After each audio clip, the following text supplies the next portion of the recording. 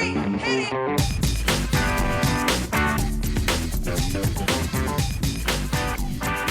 Good morning, good afternoon, good evening, and welcome to today's Caffeine for the Soul.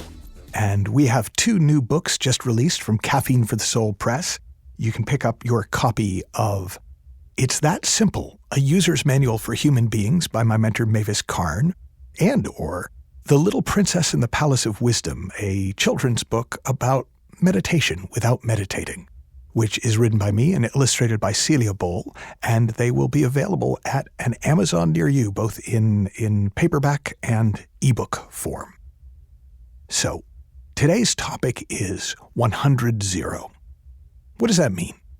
Well, one of the fundamental premises behind all the work that I do is what I talk about as the inside-out understanding. The fact that we live in the feeling of thought, not the feeling of circumstance, not the feeling of some external world. So, what does that mean? Well, maybe the easiest way to point to it is an example that I'm sure you have a similar example of in your own life. Years ago, my wife and I went to see the movie The Blair Witch Project, which was an incredibly popular, low-budget horror film. And I watched the movie, and to say it didn't grab me would be would be kind. I was literally sitting there waiting for it to end so I could trash it with Dina, with my wife, afterwards. And as soon as the lights came up, I turned to her to say, "Oh my God, wasn't that awful?" And she had a look of exhaustion and terror on her face. And a slightly thrilled look. And she looked at me and went, "Oh my God, wasn't that amazing?" And I was like, Well, the reason that she could have the experience she had and I could have the experience that I had is because our experience is 100% generated from within. It is 100% an experience of our own thought-created reality, not of some sort of objective outside world. In fact, one of the few things that is objectively true is subjectivity, that we each experience life through the filter of our own thought system. Now, I've trained thousands of people. I've exposed millions of people to this understanding in the last 15 years. And what I found is that it's a tiny percentage of them that really get the revolutionary implications of that. Many people will go, "Oh yeah, cool, I see that. I've had that experience. I can see how my thinking has something to do with my experience." But the inside-out understanding points to the fact that 100% of your experience comes 100% from thought. It's not mitigated by thought. It's not filtered by thought. It is created by thought. And if you don't know what I'm talking about, look at something that is there in the room with you or wherever you are now, something solid. Like I'm looking at a water bottle right now. And now what I want you to do is if you've ever felt fear or anger, I want you to take your fear or anger and I want you to put it next to the water bottle. Now, I'm guessing you can't do that. And the reason you can't do that is because fear and anger and every other experience, every other feeling that we have is made of thought. It's a formless energy coming into the form of thought and feeling. So if 100% of my experience is coming from me, from within me, and 0% is coming from you or the world, then I have a 100-0 relationship with the world.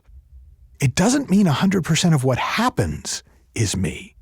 It just means 100% of my experience is me. Now, there's a flip to that. The flip to 100-0 is 0-100. Because if it's 100-0 for me, then it's 100-0 for you, which means that 0% of your experience comes from what I say or do, and 100% of your experience comes from you. 100 0 0 100. So again, it doesn't mean that we have control over what happens to us, that life is our fault. Lifes. Nobody gets past the age of 12 without lifing on them. In fact, I'm probably being generous by saying the age of 12. But while life is lifing, we are creating meaning and experience that meaning, experiencing that thinking as feeling, as emotion in our own bodies, in our own system. Why does this matter? Because our entire culture operates on the assumption that life or other people can do it to me. They can make my life good or they can make my life bad. They can make me happy or they can make me sad. There's a old song, I think it's from the 1930s, that most people still know, which is, "You made me love you. I didn't want to do it. I didn't want to do it." There's another one. I want to be happy, but I can't be happy till I make you happy too.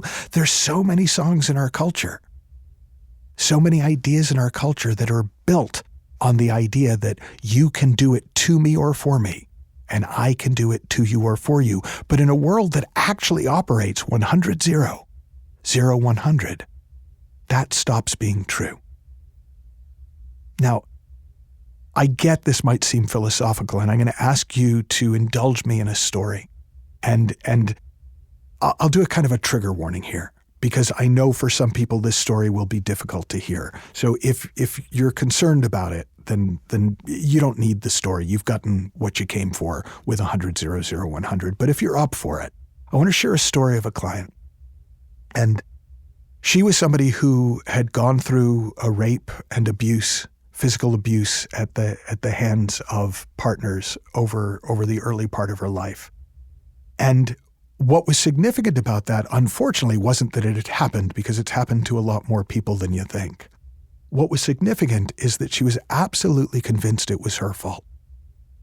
And when I asked, I didn't understand. I said, "Oh, how is that your fault?" She said, "Well, they told me that if I did this, they would do that. If I looked at them this way, they would respond that way. And I did it. I looked at them that way, so it's on me that it happened." Now, even though that's at one level just sounds awful, there's a logic there. But just because there's a logic to something doesn't mean it's true, doesn't mean it's how it works. And the moment where something got through and something new was seen, when I held my hand out and I said, "Move my hand." And she reached out to touch it, and I said, No, not physically. Move my hand. Move my hand with a look. Say something that makes me move my hand. Force my hand to move with your thoughts. And she quickly realized she couldn't. The only one who could move my hand was me. The only one who could turn my hand into a fist and use it to strike somebody would be me, regardless of what that person said, regardless of what that person did, regardless of the way that person looked at me, regardless of what that person was thinking about me. So while 100 0 0 100 can initially sound almost like it turns you into a victim because, well, I'm stuck with whatever life gives me, it's actually exactly the opposite.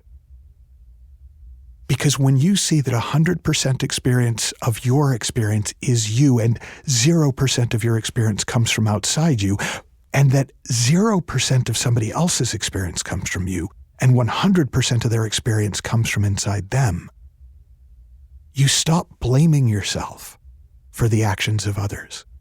You stop trying to take responsibility for lifing. And you're free to own your experience, to own the meaning that you create, to own the feelings you feel. And when you do that, those feelings change for the better. Those meanings recreate themselves in more positive ways. And our experience of not only the worst things in our life, but the best things in our life changes for the better. Now, I encourage you to just live with this one for a little while. Look out into the world today. Look out into the world this week as though the world works this way. 100, 0, 0, 100. And watch how your life begins to change. Have fun, learn heaps, happy exploring, and I'll talk with you soon.